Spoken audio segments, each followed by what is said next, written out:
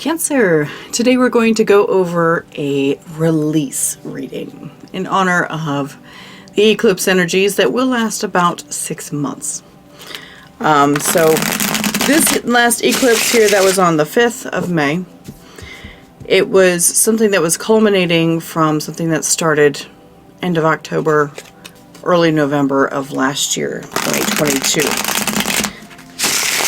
And so it's pretty big for a lot of people, even myself. And even myself, I don't usually feel these things as hard, but it was triggering all kinds of parts in my chart. So let's see. I decided to do, what's everybody to release, for this time. So that's what we're going to do this time. Show me Cancer. Show me Cancer, please. What is it that they need to release from this eclipse? What is it pushing them to let go of?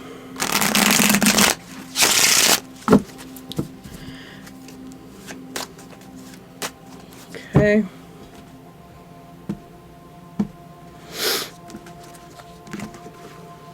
All right, so the main source of discontent to let go of. 3 of Wands. The sense of waiting. Sense of waiting. Feeling like there's something always coming. And also just kind of always waiting for somebody else. That's what it feels like. Always waiting for somebody else to do something. You're a cardinal sign, Cancer.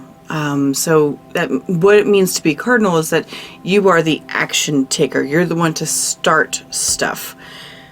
This right here is you not starting anything. You're just waiting. It's like you're waiting for the go-ahead from somebody else. That's what it's like. What's the main challenge to overcoming this? The world.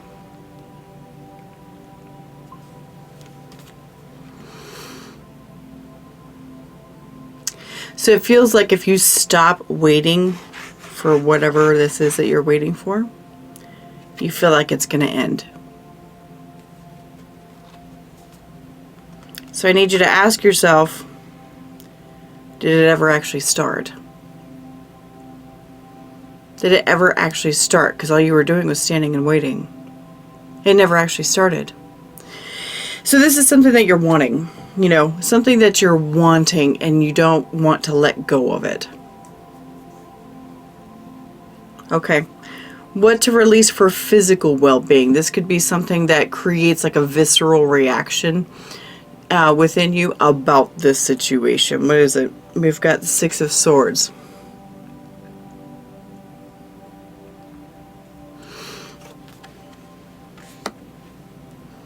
What to release for physical well-being? Feels like you've got issues, with letting it go. You've got issues with letting it go. How do you let go of that? We've got Judgment. Okay. Yeah, so you've got issues with letting it go because this is a moving on card. The whole idea of moving on gives you a visceral reaction within your body, and it literally makes you kind of feel sick that you would let this go. What is it that you're actually looking at?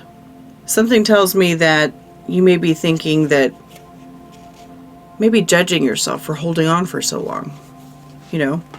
Maybe judging yourself for holding on for so long.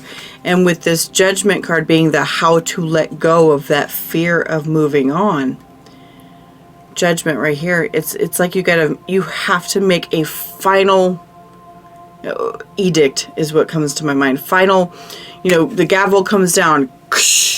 I'm done with this. I'm done.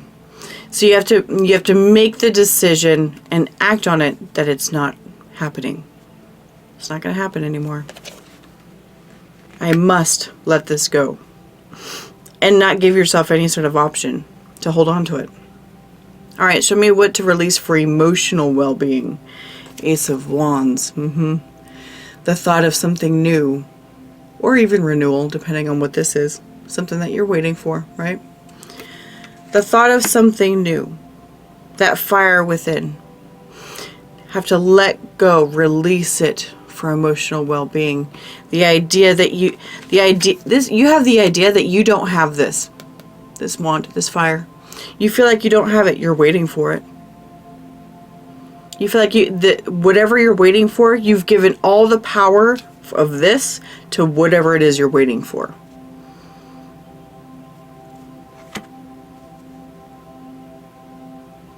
How do you release this? 10 of Cups. Realize that you have your happiness within you. Realize that you have your happiness within you.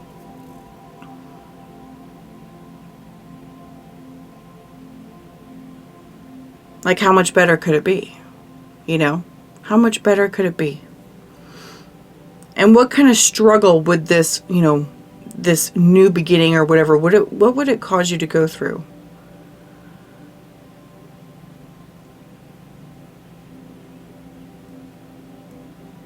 It feels like there would be trouble. It feels like there would be trouble if you decided to, like, go for this Ace of Wands. You know, this 3 of Wands thing that you're waiting for. It feels like there would be trouble. There would be, you know, strife and concern and stuff like that. It feels like that a lot. And so, it's like you need to realize and understand what you actually want and what would actually make you happy. And you have to look at what it is you're waiting for and honestly ask yourself, does this actually accomplish that? Does it actually accomplish that kind of happiness for me? Or would I just struggle a bunch? Some of us grew up in childhoods where we only got happiness once there was strain. So we continually throughout our lives create strain so that we could have the happy high afterwards. Some of us do that. And to recognize that we do that is hard. Because then you're like, gosh, how childish. I don't know about you, but I mean, because I had that same issue. And looking back on it now, I'm like, ooh, it's pretty childish to create shit just so you can get happy afterwards. I don't know. It's very distasteful to me now. So, because when I finally acknowledged that's what I was doing, because that's how I saw love. That's how I understood it. And so, when you actually honestly look at that stuff, you see what you're doing. Okay, so what to release for spiritual well-being? We've got the Hierophant. Oh. You need to release yourself to your higher self. Oh. The Hierophant also talks about you're living in a box. You're living in a box that you've set up for yourself. I will do things this way, but not those ways. And so what they're saying is you need to step outside the box. You need to do other routines. You need to step outside and do something else for spiritual well-being. How do you do this? 9 of Coins. Yes, stand up and be on your own and know that you can create this stuff on your own. This is a very self-independent energy. Who goes and gets and is happy with that? That's what they're saying. Step outside your box. You don't need whatever it is you're waiting for. You don't need it. The easiest way to let something go like this, I say the easiest way. It's never easy. It's not. The easiest way I can say to let go of it is give up hope on it. Give up hope on it ever happening. Imagine yourself looking into a crystal ball and seeing in that crystal ball, it's never going to happen. It's never going to happen for you. And imagine you continue on in your life and you're just like, I'm always thinking and waiting for this, thinking and waiting for this. Even though I've seen that crystal ball and it says it'll never happen. So then you're just like, why am I even thinking about this? Why am I even holding on to it? Why am I not just enjoying my life? 9 of Pentacles, 10 of Cups. Just enjoy your life. Live your life. Live your life as if it'll never happen. You've already made whatever efforts you can to get it done. You've already done it. There's nothing else you can do. It's all up to the universe, right? It's all up to the universe. Since it's up to the universe, you need to quit telling the universe what to do. You need to quit telling the universe what to do because you're stopping any sort of forward motion in your life. That's what you're doing. All right, show me what to make room for. The Chariot. Look at that. That's actually kind of you, isn't it? Chariot. And how to do it? We have the 9 of Wands. Consistency. Consistency. Okay. Having proper boundaries. Okay, gotcha. All right, so what to make room for? We've got the Chariot. This is where suddenly, I feel like things may suddenly start moving quick when you go to let go of this. When you actually release it and say, this is never going to happen in my life, and fuck it, I'm going to go do my own thing then, because it's obviously never going to happen, and I'm going to cry about it for a little bit, because I don't know about you, but that's what I do. I go and cry about it for a little bit, and then I'm just like, fuck it, it's just never going to happen. It's not going to happen. This is what's coming after that. Now, do not, I don't know about you, but this is what I do. It's my own self-sabotaging behaviors. Is that when I see that there's some sort of interesting outcome coming, I start to look at this outcome. And I forget that I have to let go of this other stuff in the process. So don't even bother with this, but just trust that the universe has something else coming along. Maintain your boundaries, okay? 9 of Wands. Maintain your boundaries. And you know what? Life's going to start moving quick for you once you let go of standing still waiting for something. Life's going to start moving quick. Stop waiting. Stop waiting for something.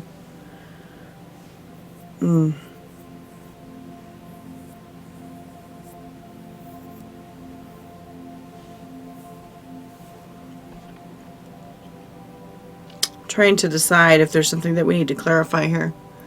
Where are we at? 13 minutes.